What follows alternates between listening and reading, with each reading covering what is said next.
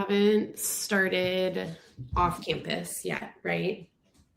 No, but I have seen pictures of the girl and her beautiful curly hair. That's the goal. That's what I'm aiming for. And I think we're gonna probably, which is gonna suck for like ponytails, but like this is my top layer and it's really long. I think we're gonna bring that up like at least 2 inches. But this is like out of the shower, no products. That's unfair. I know. I was like, when I washed my hair on Sunday, I was like, oh, I'm going to put like curl product in and let it be curly. So I put stuff in and it looked amazing that day. And like the next day until I worked out and put it in a ponytail. And since then, the curls have just fallen out. But the product is still in my hair. So my hair feels like thick and sticky. And I was like, this is why I don't do this. But I have a haircut today for the first time since January. I feel like for our hair with the super thick, we don't use a lot of heat. My girl was like, we're going to cut you twice a year.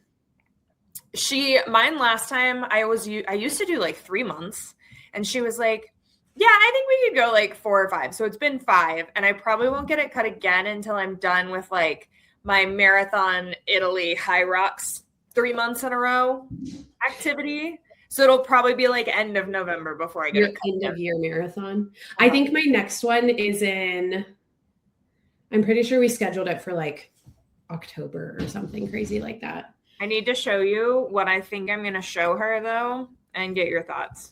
I'm going to pull up the, oh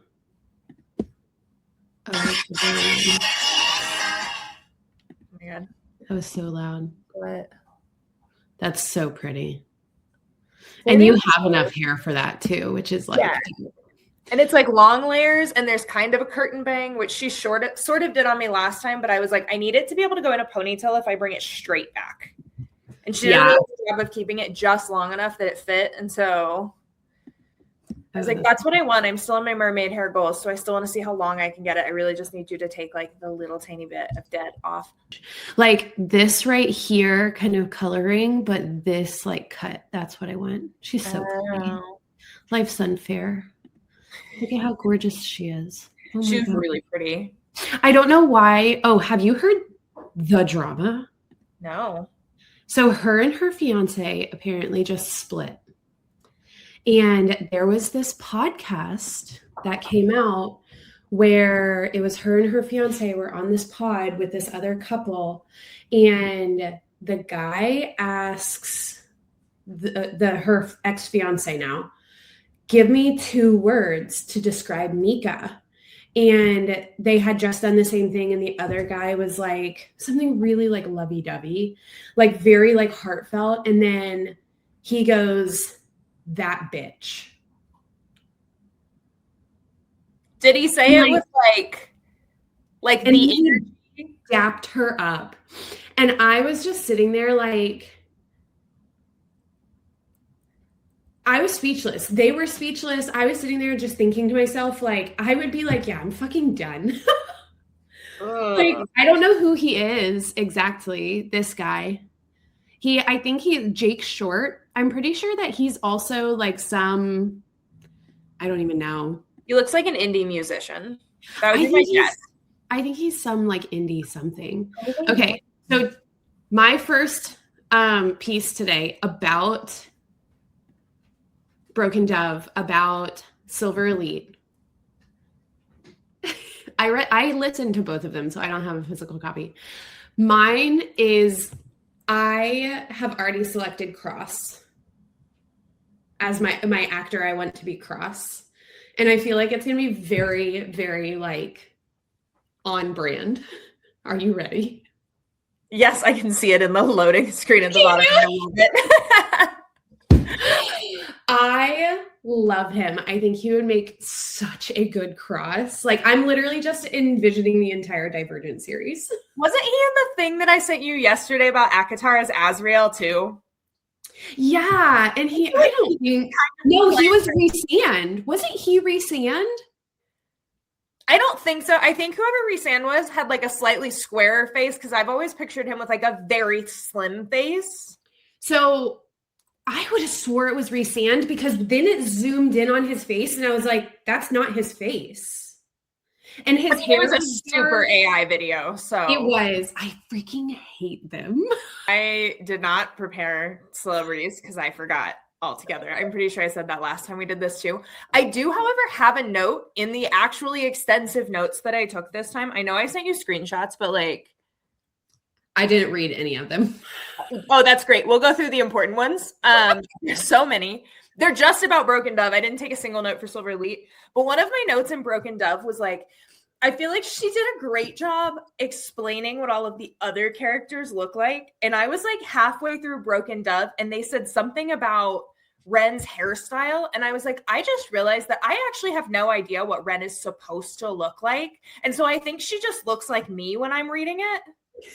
Like she has long brown hair and an athletic build. And it's just kind of vaguely that. Cause I was like, I don't think we really get a ton of descriptions about how Ren looks. I don't think so either. I 1000%, the moment that Theo James became Cross for me, Ren became Shailene Woodley. I just straight up, that was. You're just recasting Divergent for adults. Okay, so I will say, I realized this morning, because I'm like chapter 27 or 28 of Throne of Glass on the audiobook. I first of all had no idea that we didn't know like Danny Francis isn't like that's first of all a alias for someone else, but there's literally no way that it's SJM. No. When I saw that theory, I was like no, because I think Danny Francis's writing style is like, I don't want to say this rude because I did love both of these books, but just more simple. That was literally what was in my head. So there's no foreshadowing. There's not like complex pieces. I just got to the part in Throne of Glass, I think it's chapter 27, where she finds the tunnel and she's like going into the tunnel and you can see, smell, hear, and feel that entire scene. Yes. And there's not a single point in Silver Elite or Broken Dove where I remember having that like sensory build in like literally in like 3 sentences. You are put into all of the senses of what's going on for that main character. No, that one wouldn't be right.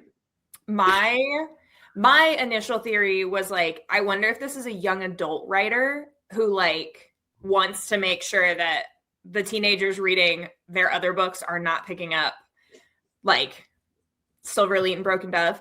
And then I had a moment of sheer panic where I was like, what if it's J.K. Rowling and I paid for her books? I would be so mad. But I feel better because that would make me sad.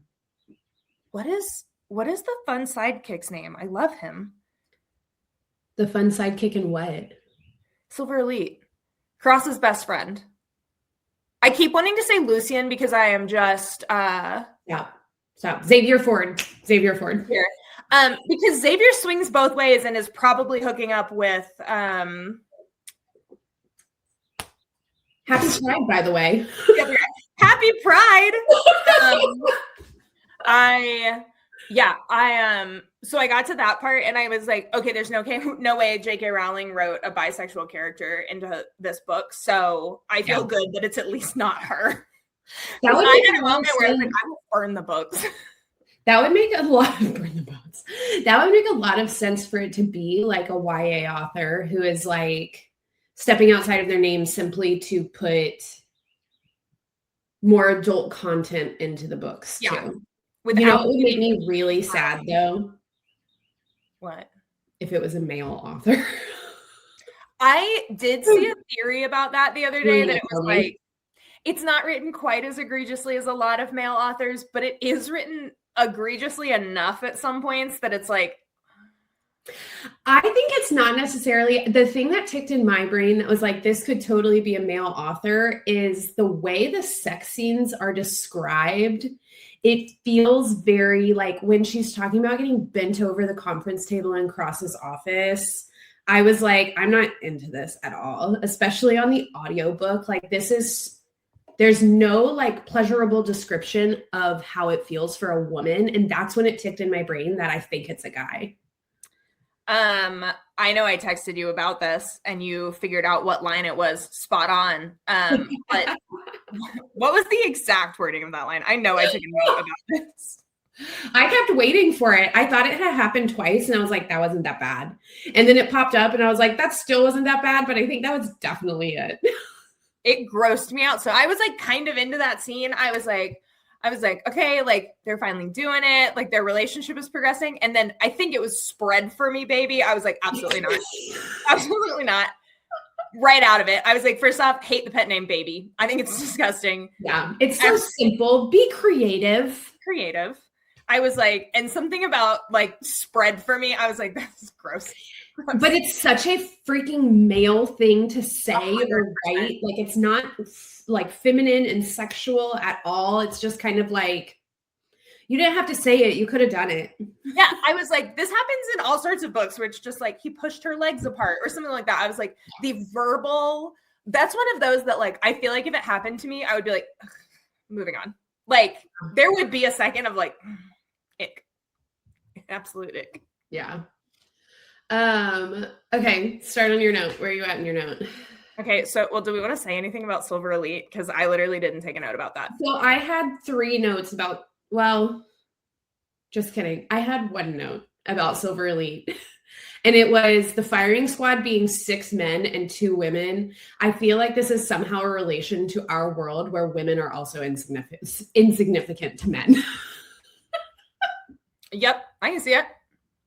Yeah, but either way.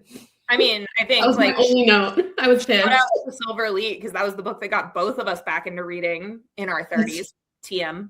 How long ago did Silver Elite come out? Because I feel like I got it hard copy from the library when it was newer last year. I don't know. I just started seeing ads on it and it was like Divergent for adults. And I was like, oh, I loved Divergent. Like, I'm super interested. And then you mentioned that you'd read it. And I was like, okay, well, now I have to. And look at the gateway drug it was. Okay, so it was published last gateway year. Drug it was.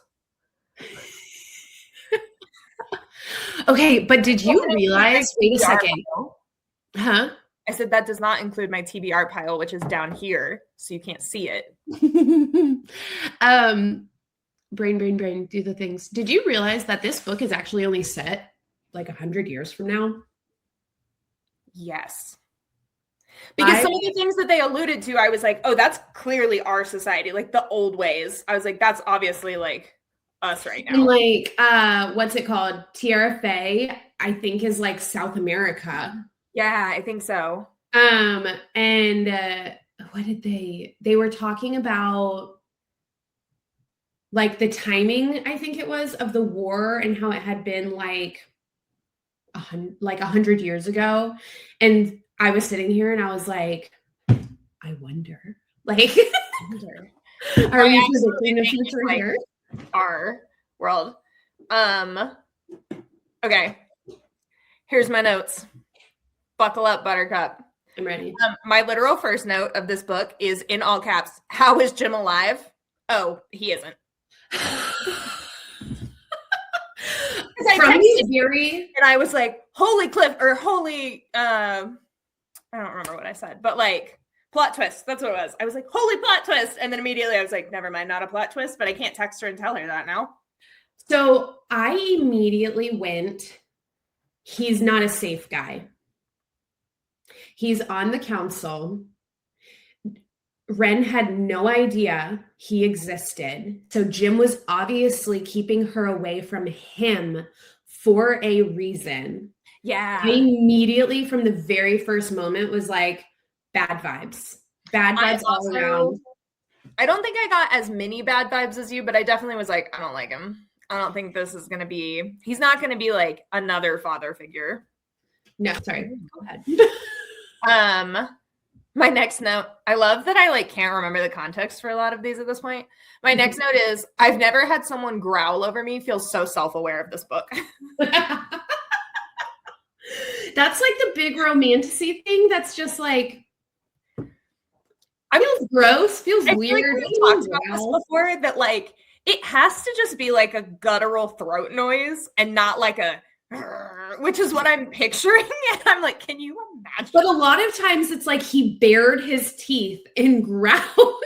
That comes up so much. And every time I'm like, what does that mean? What does that mean? I've never done that to somebody in real life. I mean, maybe as like a child, like a toddler. Okay, so also a disclaimer for the pod that I was very bored by the beginning of Broken Dove. I did end up rating it like 4 to 4.5 stars by the end. It came around. I loved it. Not as much as Silver Elite, but I still loved it. But I was very bored in the beginning. That's important for this note. I also listened. At like 1.5 speed, right? Yeah. Yeah. So some of these beginning chapters, I wrote, this book is boring. And then I wrote, finally, at the end of chapter 11, something interesting happened. It's only that Jim's brother knows Ren is Stella and won't tell anyone, but at least it's something. That felt so dirty to me. The moment that he brought that up, I was like, oh no. Oh no. In the scene where her and Cross meet at Haven, first off, I was freaking out. I was like, this feels like a bad idea until I realized the bartender was in on it. But she describes him as smelling spicy. And on my note says he smells spicy, like chai or like jalapeno. Like, what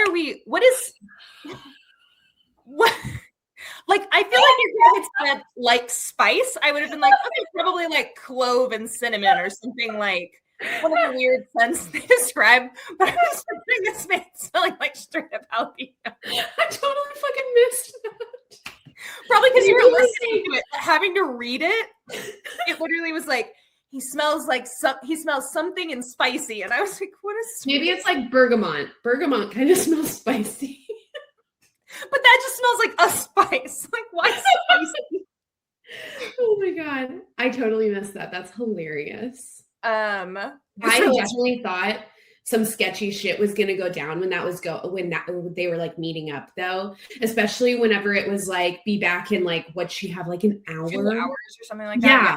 And I was like, she's gonna miss it, she's gonna be stuck, she's gonna have to get out, and then nothing happened. My other note with that was like, this whole scene kind of feels like it was just a way to shoehorn some smut into this book and something plot worthy better come out of it. And I was like, nothing plot worthy came out of it. Another reason that this is more than likely a man writing this book. And then immediately after that, I wrote, this relationship is doomed and I don't care. I have so many thoughts and feelings on the relationships in this book. I have gone back and forth so many times. Another reason in my head that this is a male author is the self-sabotage of all parties involved in the relationships in these books. I also hate a love triangle. Like, love triangle is one of my least favorite tropes. Like, pick one. Yeah. There's a clear answer here. I feel like depending on, I'm a little worried that Rhysand is going to end up being the bad guy. I'm a little worried that Gray's going to end up having been like a dick in the background. And so then my feelings will change. But right now I'm Team Gray all the way. I feel like Gray is a much healthier, just like person relationally, because like he has his feelings, he feels his feelings, he expresses his feelings, and then he gets the fuck over his feelings and he does what he does anyway. I have a couple notes about the going into the salt mines. I said, Cross at the salt mines will not be good. I wonder if he's going to die. And then I said, don't you dare go back for Tana and risk all of these other lives. Like, you failed the trolley problem. I know she's your best friend, but like, you failed the trolley problem. There's like hundreds of people. But in her, I'm Team Ren here. In her defense, she was like, get everyone else out. I will get her back. She knows how to deal with the Blacklands. She had her things to be prepared to do it. You know, like she had the ability to get this note before she like sent everybody else off. When she had the vibes that she was just gonna like go on her own and not tell anybody. And I was like, please don't do that. That's fair. I was Team Ren on that one though, because I would have gone back for you even if it killed both of us. Glad to know you'll leave me behind. Thanks. If hundreds of other people are gonna die, sorry.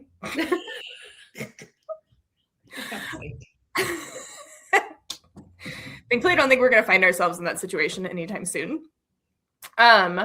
Xavier calling Evelyn Elaine cracked me up. Xavier's my favorite character from this book. Oh, he's the best. It's always the bisexual. The bisexual is always the best. Thank you. When he stayed at that camp, I was like, no, I want more Xavier. Now he's just gonna be out of the rest of the book. I feel in my heart of hearts that the way the book ended, which we'll get to, that he makes a comeback, because even after she had left him there, when she came back and saw him again, they were still so buddy, so tight, really friendly. And so I think with the way things left off, that somehow, what's his name?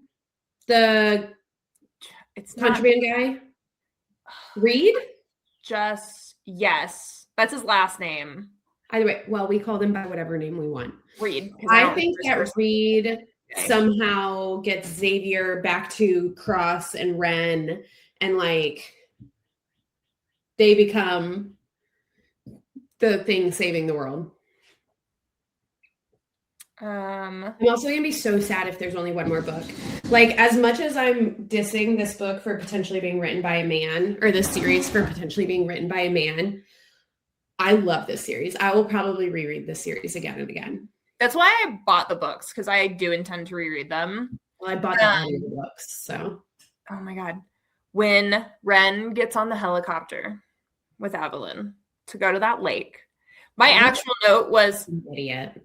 Of course Evelyn abandoned you. She hated you 4 hours ago, and you got on a solo thing with her? Why didn't you take... Well? Why did you not take Xavier? Right? Why were you by ourselves, making amends? No, why would you not have taken someone, or honestly, told anyone you were going? Why did no one know that that's where you had gone? First person to die in a horror movie vibes. Ren not surviving a man. Absolutely.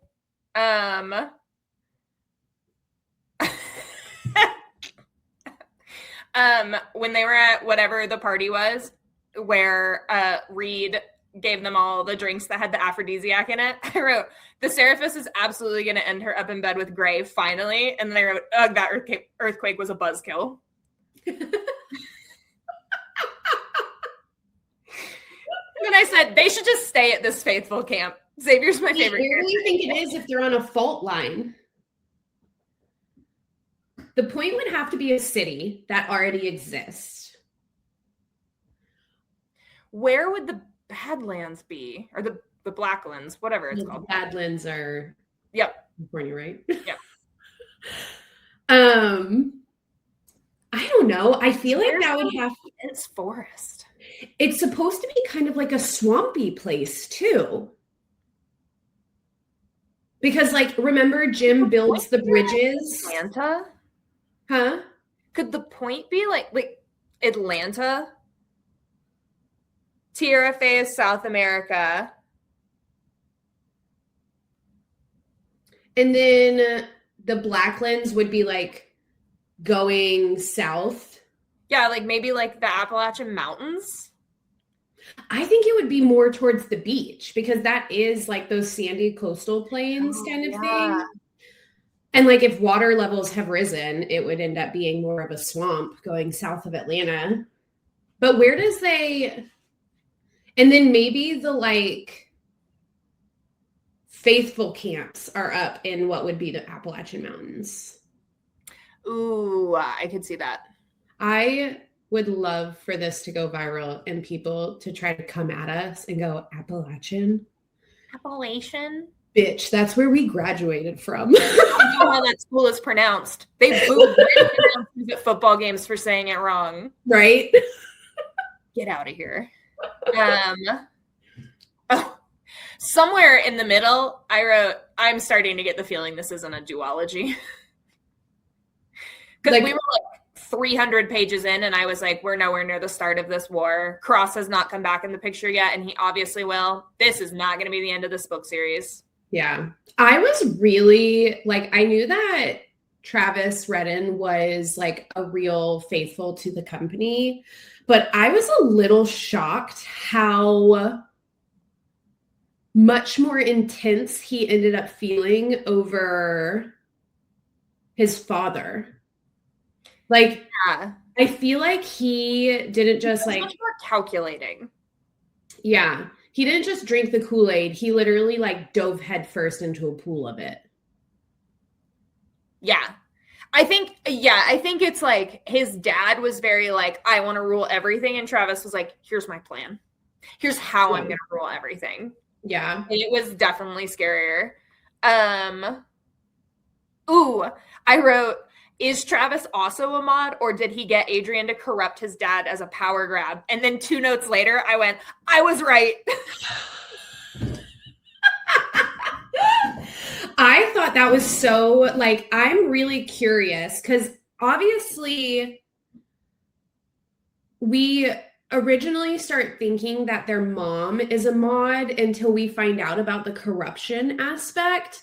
And so I was like, why is Travis not? Like, it would make a lot of sense for the bastard. I can't remember his name. I hate him, though. It would make a lot of sense for him to not be one because obviously he has a different mom. But if Cross is a mod and we thought it was his mom, I also wondered if maybe General Redden was a mod.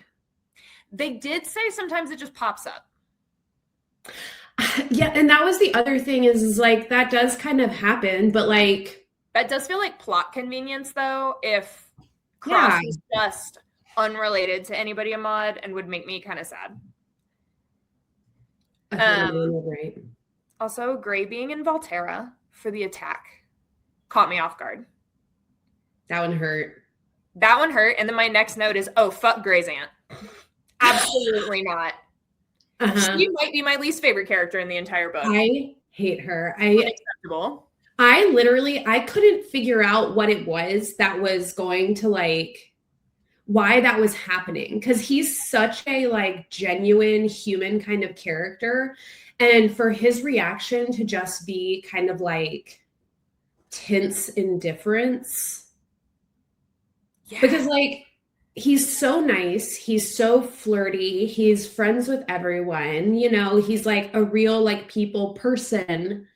Obviously, he's not going to be like outwardly hateful towards someone, even if they've wronged him. Yeah. But I had so many theories spawning in my head, and that was not on the radar. It wasn't at all. Not on the radar at all. Poor guy. We love Gray. What was my next? Oh, I wrote, when will they learn to trust their gut? If it walks like an ambush and talks like an ambush, it's probably an ambush. You guys thought multiple times. What was that related to? When they go in for the meeting that ends up killing Fiona, right before we figure out that Poppy has whatever superpower. Yeah. And all of them going into it were like, ooh, something feels off, something feels wrong. This kind of feels like it might be an ambush. This doesn't feel great. Whatever. No, it's fine. We'll stay. We'll wait it out. Shocking. It's an ambush. Also feels like it's written by a man. Feels like if it was written by a woman, they would have been like, oh, dip. We're out. One part that I did not love was Prince the wolf just showing up, sort of killing the... What's his name? I don't know. I remembered that Reed's first name is Jasper, though. So good job. There we go. I don't remember the other insider's name, but like Prince just showing up, mauling him, and then leaving. I was like, that feels like it could have been written a little bit more thoroughly. Felt like everything, a very like Deus Ex Machina. We didn't know how to get out of this situation. You said this, and like the more that like I keep thinking back to it, it's like things just kind of fucking happen. There's no consequences. Yeah. And there's no real explanation as to why they're popping up or, you know, pieces like that. Like, I mean, I guess as like for the dog just like showing up. He's probably hanging around that area. I mean, the person who was kind to him saved his life sort of thing. Yeah. He knows that she lives there, but like it feels like it needed to have been written in that she like ran into him another time or two or something where like we knew he was close and it wasn't just like, because I feel like I pictured the woods where he was being far enough away that like, why would he be there? Everything just feels really convenient. Yeah, very convenient. Also, Callister being precog, did not call that one. Yeah. I was like, what was it? Where Gray can like take the emotion, like calm people down. Yeah. I think it's really interesting how many different like traits there are and how many they're like bringing back up and stuff, or like we're figuring out as we go. But that doesn't really feel like something that would be super helpful. I don't know. It was just weird. Like it's just, I feel like he's just there because he's a good pilot. Yeah. Like they figured out he was a mod and he's a good pilot because yeah, that power, I mean, I guess it could be good for diplomatic relations. Like if you're having a meeting with somebody, but they never bring him into the meetings. He's like, on the council. He's on the council, but like if they meet with other people, like he never went to any of those meetings. Like kind of feels like he should have gone to TRFA instead of Adrian. But doesn't he have to touch you for it to work too? Yeah, but I feel like a handshake in a meeting. That's fair. Bring the level down. That's fair. Before I get to my last note about how I'm mad at the ending of this book, which power would you want? Inciting, probably. Oh, straight up. Just straight up. Straight up. Ooh. To have the ability, as a person who watches small children who don't belong to me, to have the ability to just look at them and go, put on your shoes. And they did it the first time. You know what? Okay. Like that would, because I wouldn't use it for bad things. Like I don't want to do anything bad to other people. But if I could look at my husband and say something to him and it actually get done the way I said it, would be so dope. I know that we were just laughing at Gray's power, but as a physical therapist, I think the power to calm people down. I deal with people's heightened emotions all day, every day, either because they're in pain or they've been ignored by the healthcare system or whatever reason. I feel like the power to just like touch them and bring it down a couple levels would actually be really great for my life.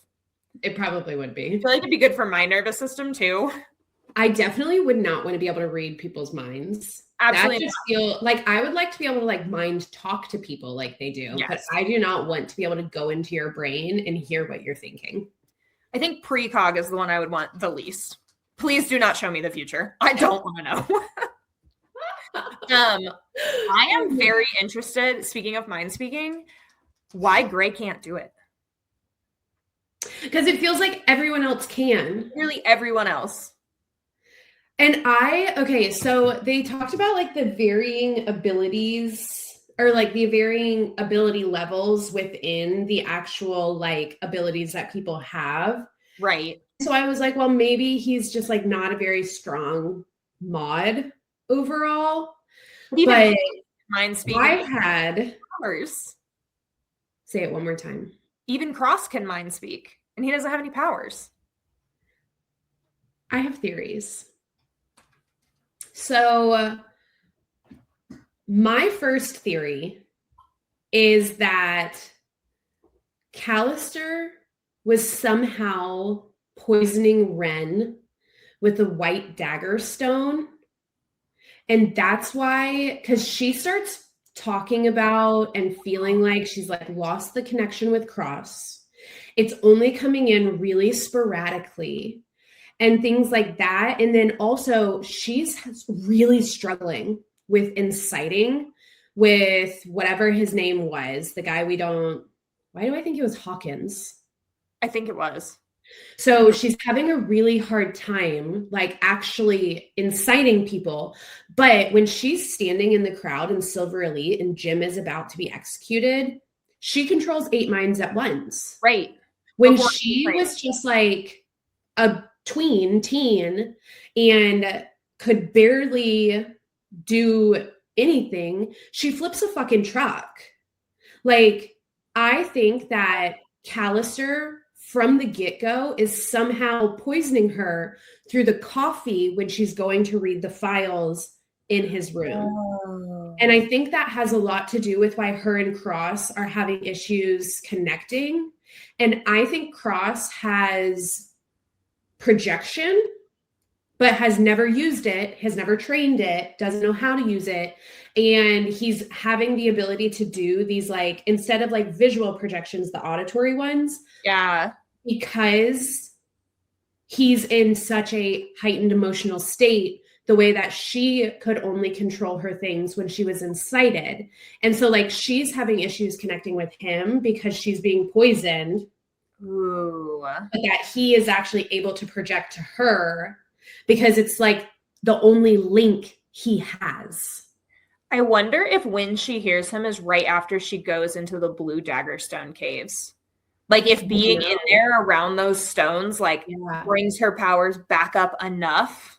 Mm-hmm. I don't know. I think it also happens more in that time where she's taking a break from reading her mom's file in Callister's office. Because there's a period where she, like, doesn't do it for a bit because she's super depressed. Mm-hmm.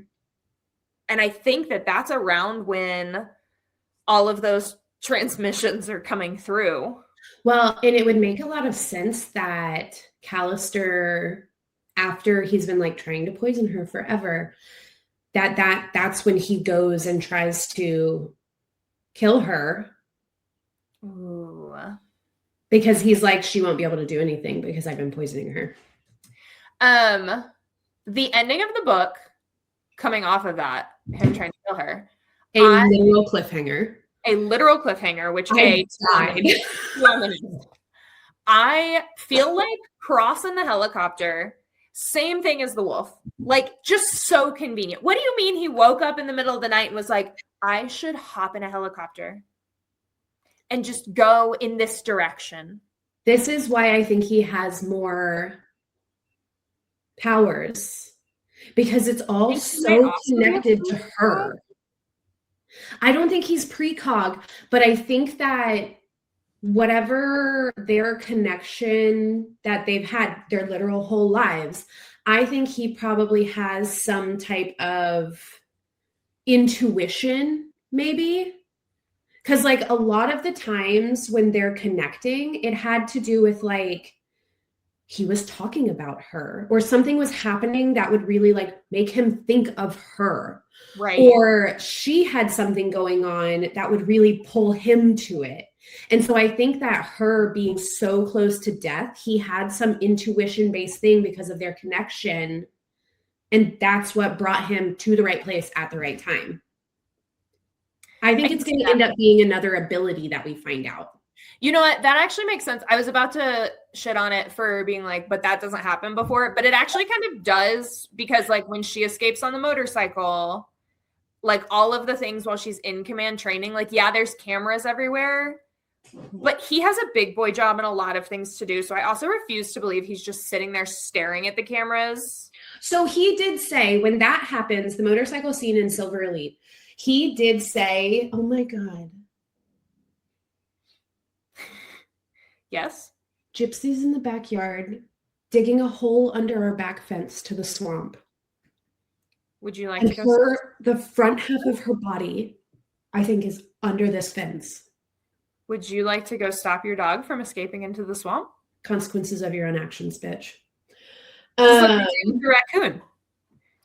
She might be going after that raccoon. The big ass raccoon. I totally forgot what I was. She came out. She's out. She was like, ooh, that's scary. That's maybe a bad idea. Probably. Oh my God, what were we talking about?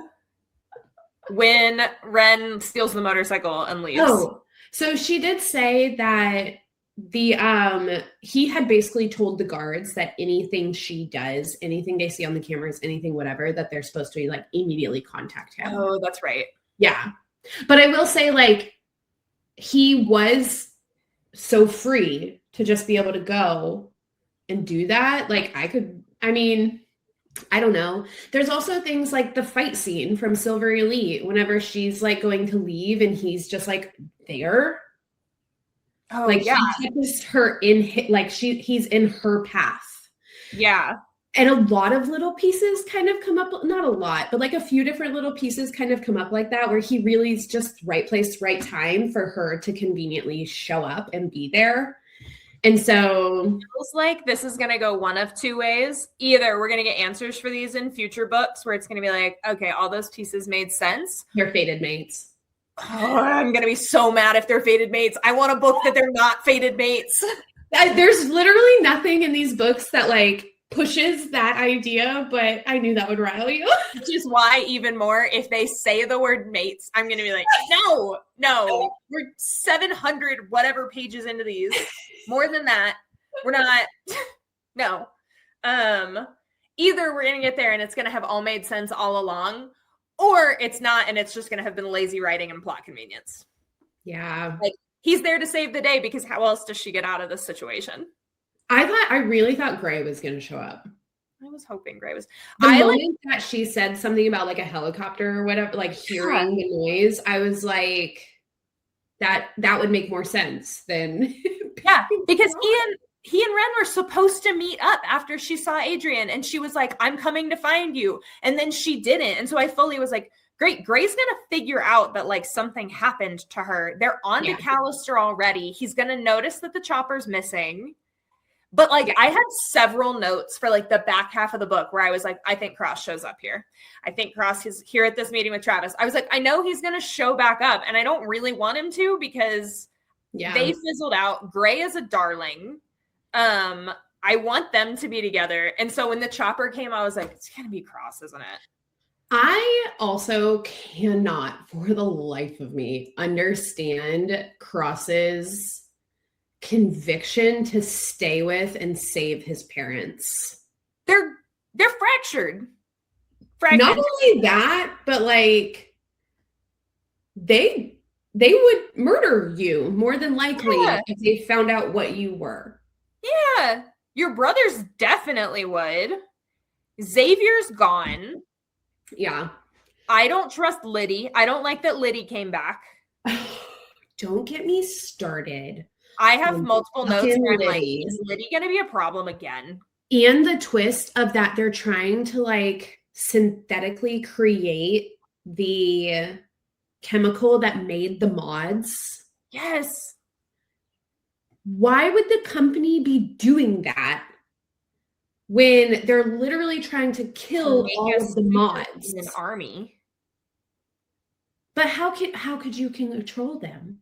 How could you do that? I think that's going to be their goal, is to like an army for what? Mods killing mods so that primes don't die?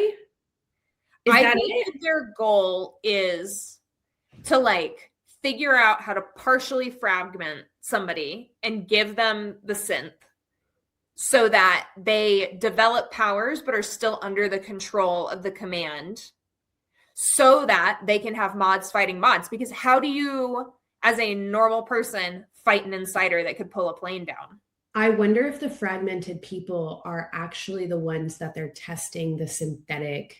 I 100% that. I think that's why they're fragmented. Yeah. And that's what, like, their brains can't cope to the chemical or whatever it is. The toxin, I think is what they call it. I will say another like small nitpick about these two books is it feels like... Have we been giving small nitpicks? I feel like we've had some big ones. We've had some big ones. This one's kind of a big one too, I guess. Is the amount of elements that I feel like have been pulled from other famous romantasy books, including all of SJM's universe. Like what? Like the mind speaking, which I know happens in like a ton of the different books, but like a little overplayed as a trope. Like, like the people having random superpowers. There was something else. Is it the names? No, it's not the names. There was another book I started where like all of the names, there's like 8 or 9 names that come from the SJM books. And I was like, why are there this many names that are similar? I can't remember which book it was. It might have been that book I got at the bookstore when you were here. The Weaver Bride. I can't exactly remember, but there was one where there's like 5 or 6 names that I was like, that's too many names for you to pull. Interesting. That's weird. I will say I have noticed some overlap on names that are like weird names. Yeah. And I don't love that, but I think a lot of them, I mean, especially in the SJM world, a lot of the names actually come from like, what is it called? Etymological pieces. Like cauldron. We've already figured out that one. Or Cochrane is cauldron. We figured out that one. And then something about Rowan's name. Oh, that means something specific. I think it actually means hawk. I think you're right. I'm pretty sure it means hawk. And he turns into a hawk. Which feels a little bit like a gimme, but it's fine. Fine. My favorite is still Adian. I don't. That one hurts. That one hurts. Oh, that one's so good. I give the audiobooks a 5 out of 5 stars. I will say I don't remember reading Silver Elite, but I do remember loving it enough where I was like, I need something else like this. And that's when we got into ACOTAR. Silver Elite, 5 out of 5. Broken Dove, 4.2 out of 5. Still had a great time. Would still read it again. Will absolutely read the third one. Liked it less than Silver Elite. Mostly sad if it gets wrapped up in one more book, I think. I think it needs more than one, for sure. I do too. But when I looked it up, it's like I saw a bunch of things that said it was a trilogy. But also, we don't know who the author is. So, like, I don't know where that information actually came from. Yeah. Not from the publisher. So, who knows? However, I am listening to whatever the second ACOTAR book is. What is that one? Mist and Fury. Having a great time. I know I've sent you a couple voice memos about this that like after getting through the rest of the Mossverse, I was like, ooh, ACOTAR's so much worse. Like, I don't think I actually enjoyed it as much as I thought I did at the time because it was just the first series I read. But now that I'm listening to it, I'm like, It's actually a really good time. It's fun. Not as well written as the other ones, but like a really good time. Have you seen, I might have sent it to you this morning. Have you seen this interview of, it's a bunch of dudes sitting around and they ask the guy that they're interviewing, oh, like, what are some of the books that you like audio narrate, whatever? And he was like, well, I do a lot of the like romantasy genre. And they're like, oh, romantasy is like huge. Like, could you tell us one of your more like prominent characters that you've done? And he's Rhysand. In the like graphic one? I think so. I say the one I'm listening to is all the same person, which is weird because especially her Cassian voice is hysterical. She just gets kind of like deep when she says it. I don't remember. I can't remember even, honestly. I literally just listened to them and I cannot remember which one it was, which one I'm listening to, if it was the graphic or if it was the regular. But this guy looks like the guy who played Napoleon Dynamite and Pete Davidson had a baby. And he's the voice of Rhysand. So many audiobook narrators look like that. Looks like the most unassuming people. Straight up. He did the I've been looking for you fairy, like, and then he said Farrah darling and like all of these things. And I was like, that could be better. But he's like the dude who does the voice. And I was floored. You're going to have to send me that if you see it again. I'll try to find it. I think I might have sent it to one of my other friends because we were literally just talking about these audiobooks. It was completely not what, because I've seen a video of this one other guy who did From Blood and Ash. Okay. He's Castile. I think it's Castile. But either way, he is literally like this 6'5" built tree of a man with like this big bushy beard. And like, he looks like he should be the deep, throaty, guttural, like audio book voice, the body that suits it. Oh gosh, does he have like a high squeaky voice? No. He has the voice. Oh, it matches. He has the voice. He does the whole thing. But like, it's what you would assume that voice, the body, that voice should belong to. I love it. Oh I love it. So funny. Okay. I'm at the end. I have nothing else. That was all. I had literally 3 notes. I went through the important ones in my notes. Do we have any recs this week?